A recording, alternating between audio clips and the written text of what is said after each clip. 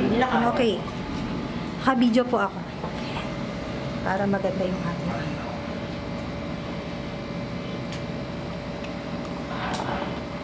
Medyo nakaano siya eh. Ayun, kaya naman pala. Ayan, playing. Wait lang po, ayun po. Welcome po ulit sa ating Kakasakaba. Season 2 na po ito. Last year po ang ating Kakasakaba challenge ay yun pong 100 peso kalabasa ulam challenge. So ngayon po, ang sunod po sa ating 50th Nutrition Month celebration, which is ngayon po natin celebrate, super late celebration na po. Ang ating pong team ng Nutrition Month ay sapipan, sama-sama sa nutrition, sapat para sa lahat. So yun po, naniniwala po tayo na yung nutrition po, hindi lang para sa mga bata, kundi for all ages. From, kumbaga, ang tawag doon, from to grade, ang tawag doon, from womb to tomb. So, mula sa pagkabata, hanggang sa nabuntis, hanggang sa pagtanda, yun po yung kinikater natin. So, last September 13 po, nagkaroon tayo ng orientation ng ating mga participants.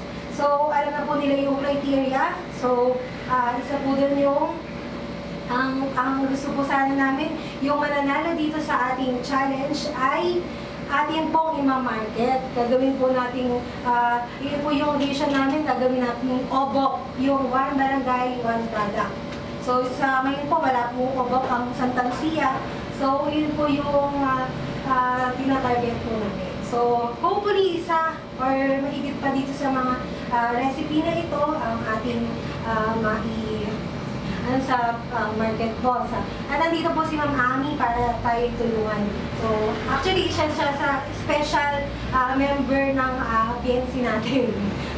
Special ano po. So, bakit po palaman challenge? Kasi nga, kumbaga, palaman, bibili ka na lang tinapay. Yung tinapay is carbohydrate, kumbaga pang-energy na. So, ayan po. Yung criteria po, isa po sa criteria na kailangan, syempre, tayo nutritious and healthy. Syempre, madaling i-market. Saka yung price po. So, September 13, binigyan din po namin sila ng budget na tip to 200 pesos para sa ating mga recipe. So, ayan po. Ready na po ba tayo? Ay, pero pakilala muna po natin sa isa ang ating mga inimbitahan na judges. As na promise po namin, walang taga Santa Lucia para walang alas. Ang judge number 1 po natin ay ang ating pong Municipal Nutrition Action Officer. Nurse din po, nurse sa ating super RHU, si Mang Verdi Diachez.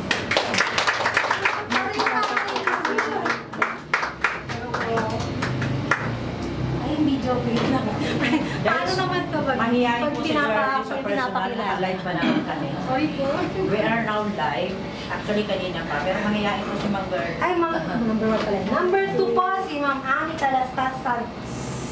Good afternoon po. Ami Santos po from DTI Negosyo Center Samar. Attached office ako sa munisipyo. So, thank you po sa invite. Para tali. Thank you po. Buti nga po ngayong is medyo wala. So, number 3, si Ma'am Minching Villagrana, ang ating daycare teacher at BNC member din po ng Santa Lucia. Hello po. Good afternoon. Bali, first time ko lang po mag-judge yun. Yes. Ayan na. Ang natin is hindi lang pang sa bata, kundi palatable sa lahat ng ages. Dahil ang pipan po natin, kumbaga, nutrition sapat para sa lahat. Yun po.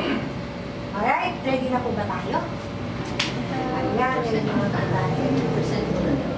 Pakilala po natin ito. Okay, patuloy-tuloy na. O, yung number 1 po natin, entry number 1. Bukod siya, Hello po, good afternoon po sa inyo lahat. Ako po si Aileen Torres from Buena Lake, Santa Lucia. Ngayon po, ang piniprepare ko po is buko cheese sandwich. Ate, dito ka sa na para Kasi po, naisip ko po iyon sa mga bata sa umaga, pahirapan kumain. isip nila kung ano kakainin, kaya isip ko, ganyan na lang. Buko cheese sandwich pa, ilagay ko sa patas. Kahit sa matanda o ano man, pwede ko siya. Bali, ang ingredients ko pong nilagay dyan is mayonnaise. Ito po, meron siyang video. Yung Bali, si Ma'am Aileen po is second timer na sa Kakasakal Challenge. So, naging parte rin po siya nung season 1. So, first runner-up po siya. So, sabi niya, first runner-up. okay. First runner-up. So, hanggang hindi daw siya nagcha-champion, nasali siya. So, from Sitio Benelli, si Ma'am Aileen Flores. Ito po yung kanyang video. Ayan po yung mga ingredients ko. Lahat po yan, sinawag ko lahat dyan. Wala akong tapon. Meron sa shade, tinapon. Sa shade, tinapon. Ay, snap! May picture. Nasa siya kami. Para madaling araw ko ginawa yan. Alasin ko.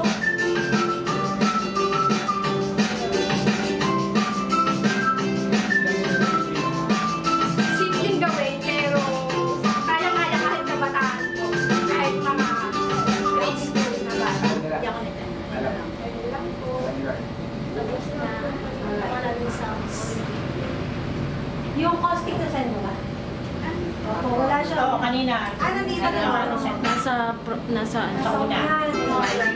Ayan, kasama po kasi sa judging, yung ating pong criteria nakalagay, nandiyan na po, no? Bali, yung pinakamataas na lang is 10. Ano na lang po. Yun na lang po yung ano natin, 10 pinakamataas. So, yung una, healthy, kailangan maganda yung appearance, ano na yung nakalagay? Affordable. Affordable. Kung ito po yung kanilang costing, nakikita nyo. So, and marketability. Kung maibebenta po. At isa po sa mga inorient namin sa kanila, kailangan pwede siyang ma-preserve. Kasi nga po, ilalata po natin sila, ibebenta. Gets? Naka 194 po siya. Nagbalikan 6 pesos. Pinamasahe ko.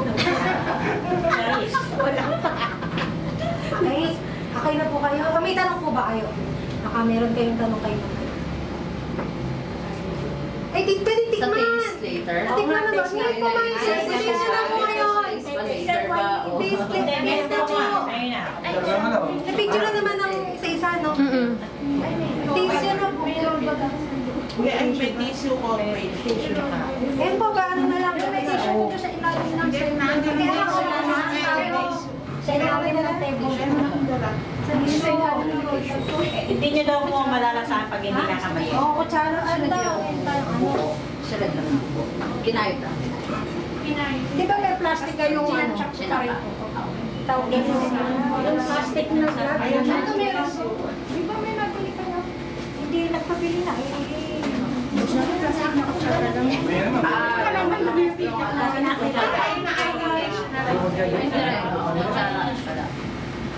Sorry po, pagka-taste na talaga nagkakagulo po sila. So, halata po talagang nagugulo. Uy, acknowledge din pala natin yung presence ng ating assistant M na, si Ma'am Jenny. Yes po. Dalawa po yung ating assistant M na ngayon, si Ma'am Maricel Tiambao sa ating Ma'am Jenny. Ano po malaki?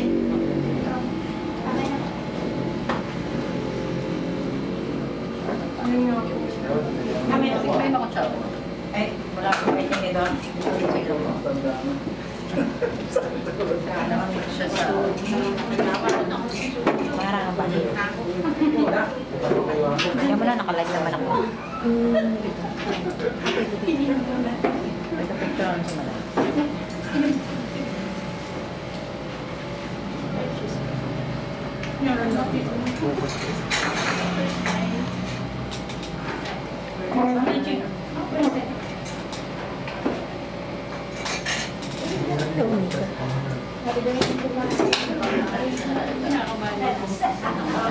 Ma'am, to mag-taste ko yan.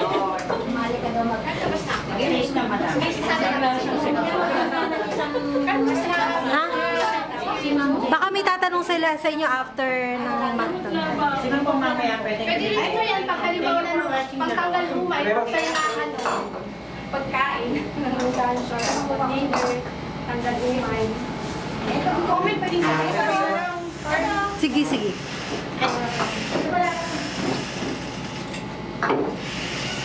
Okay, sila. Meron na daw. Pwede na. Nakain kasi namin. Kasi sinabi yun. Hindi pwede na yung okay na po ako. O parang maganda yung mag-comment na rin ngayon para baka makalimutan nyo dito. Okay. Or ano? Sabay-sabay na lang. Sabay-sabay na lang. Pwede po ba ako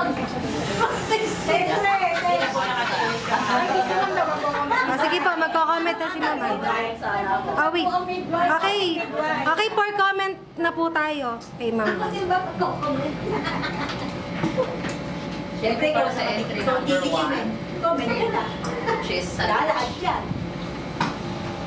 With the presentation, simple lang siya sa tasting. And dun sa taste, mas lasa yung cheese, pero yung buko medyo nakukulangan ako.